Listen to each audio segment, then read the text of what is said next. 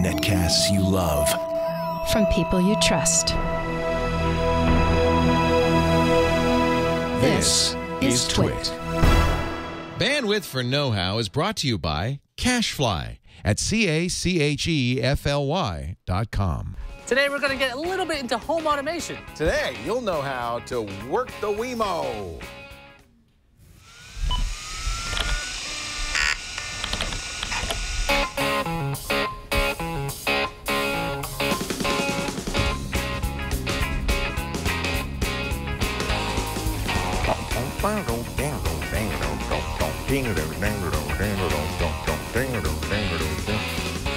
I think I asked you this before I asked our Leo Laporte. Is that you playing the guitar riff on that? No, that is Dan Luters, and Dan Luters. He actually has a YouTube how-to on how to actually do that. So I need to learn that song. You could though, because you're a guitar man. Yeah, I've been playing guitar since I was about 17. Oh, that's neat. So it's almost been 17 years, and I still am awful. I'm no Dan Luters. He's pretty amazing. Yeah, he's so this is the show where we show you how to do things like turn on red light bulbs from Twitter. We're going to explain that in just a second. Something like that. Yeah. This starts with something Belkin announced a while ago, and as soon as I saw it, I said, I gotta have that, called the WeMo, W-E-M-O. If we've got the Belkin WeMo here, you guys had it from before you buy. Leo, Yeah, I gave it a buy recommendation. You do the actual review. What we have is a two-part setup. This is the kit, the $100 kit. It's actually about 80 bucks on Amazon. 80? Oh, that's I not just bad. looked it up. There's two parts. There's one that's a switch that you can plug in anything with a plug, and then there's the other one that has a motion sensor which controls the switch. We have the switch back here plugged in. So these are the two parts. You can buy them separately, but this is the Belkin WeMo switch is plugged in back here. Does this have Wi-Fi? I believe it has Wi-Fi. When you set this up, because I tried it out the other day, the way you do this is via their app. You get the WeMo app that's available on iOS. There's a beta version for Android at this point. Right. And what you do is you go to the Wi-Fi network being sent out by the WeMo. That makes the setup pretty easy in my experience. So really, if you just want to control the WeMo from the internet, this is all you need. The motion sensor would just give you the capability of sensing motion, and this is plugged into the wall. You put this motion sensor where you want people to move around, you expect to see some motion, and then it will communicate with the internet and then to your WeMo switch. So if you wanted to have, for instance, a light come on in the back when somebody comes into the front, you'd put this in the front and that in the back, and then connect them via the internet. Yeah, I mean, there's also a switch on the actual switch. You want to turn it on and off, I can do that, and you're seeing the light turn on and off. There you go. But I mean, that's if you are physically there, but who's going to turn on their lights by walking to it? That's just crazy. So all the magic happens now because we have an app and we have an internet interface for this thing, right? Yeah, if you want individual switches, by the way, they're about 45 bucks, so you can expand this to do lots of things. The application itself will let you turn it on and off as well.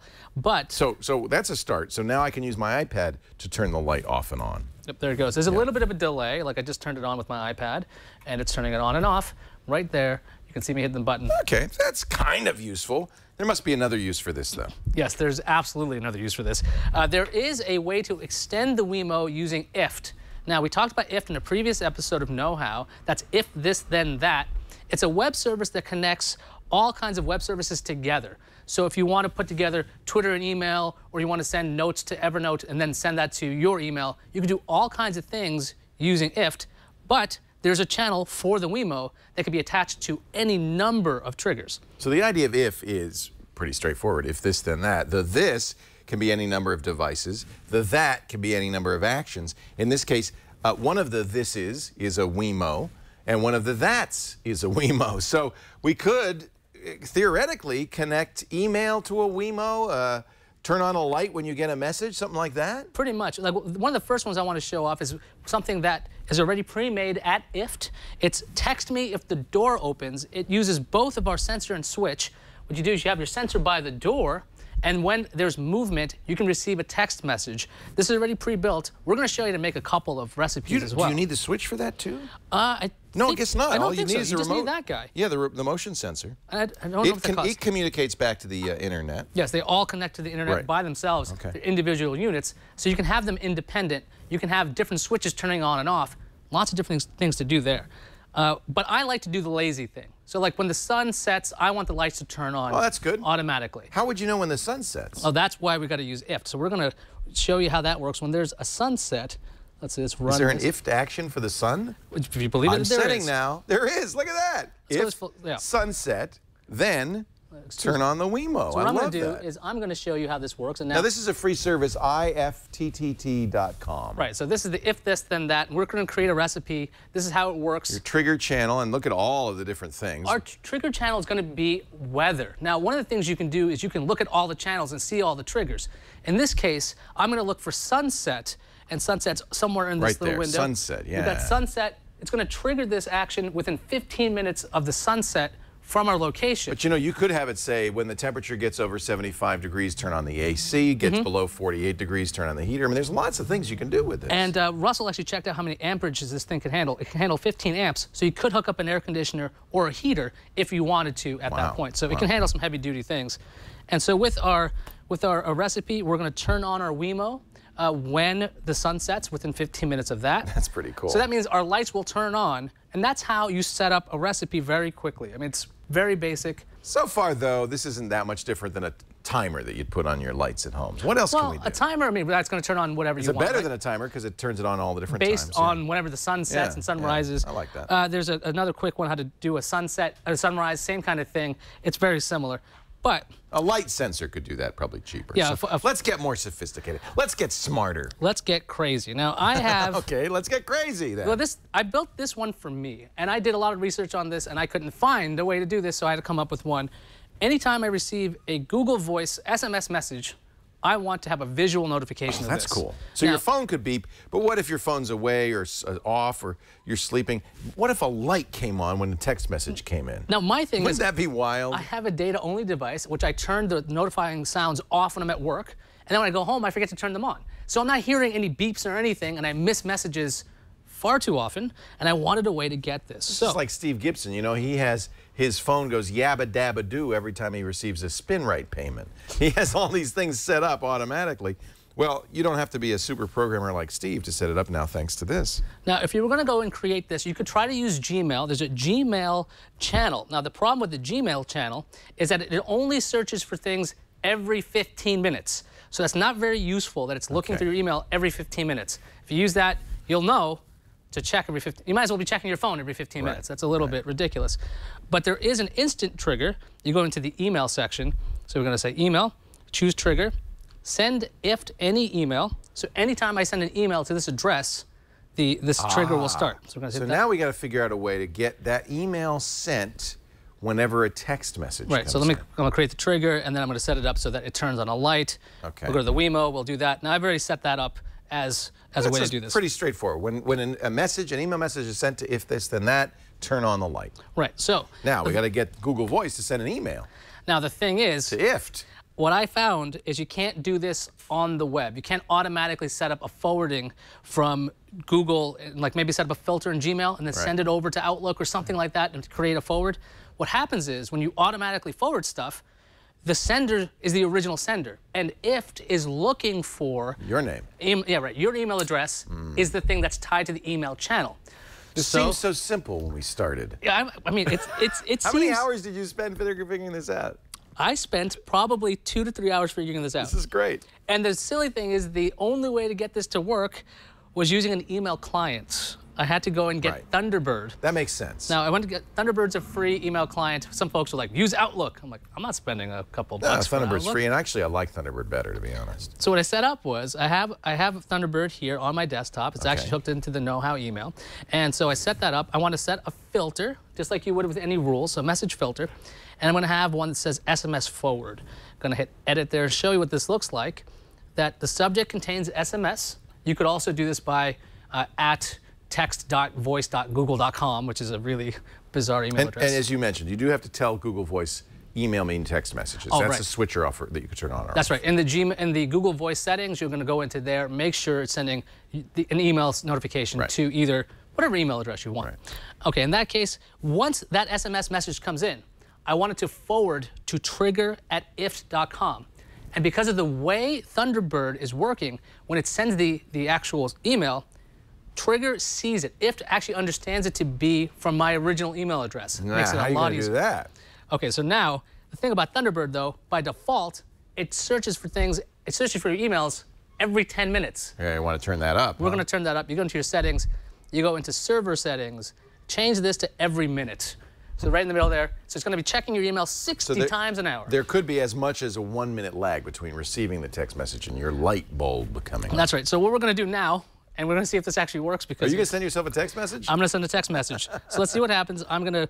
Let's get my... let me get my Google Voice up so I can send a text message to myself. I wonder if Outlook.com or one of the web-based emails might be able to do this. See, when I tried Outlook.com, that was one of the first things I tried, but it automatically sends... the sending address is the problem. Right. It's showing... It needs to come as from you, not from Google. It's showing the original sender's information, and that causes an issue. You know what I can do? I'm going to actually just send it from my iPad because I have Google Voice on this.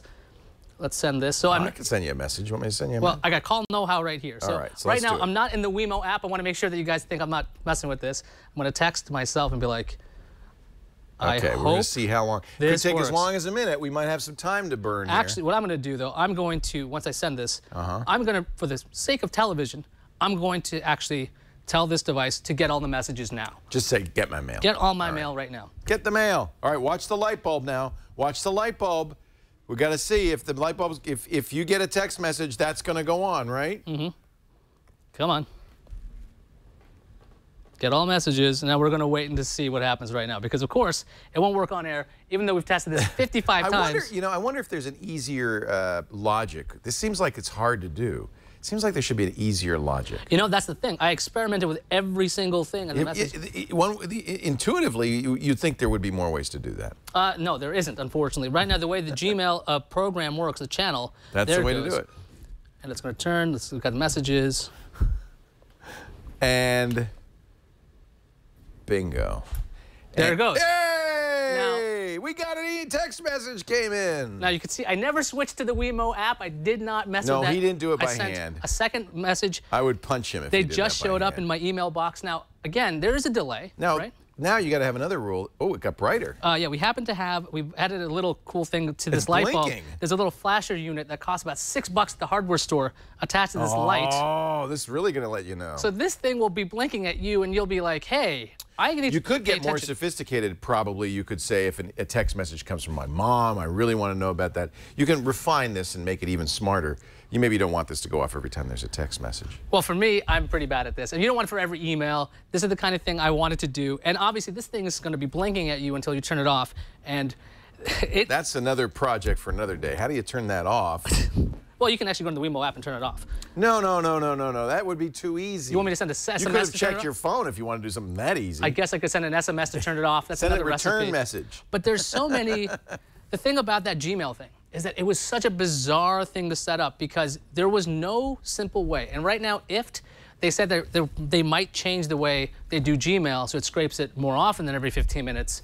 But for something that's immediate, within what? That was like a minute. It felt like an hour when you're on this side of it. Because you're like, oh, is it going to work on TV? And it did. So there you go. That's how to set up a visual notification system. We were joking around by hooking this up to an air compressor, which would be really noisy. It could inflate a doll whenever you get a text message. Exactly. Yeah. Yeah. Or a raft, or it could have a shock collar for the interns. You get the idea.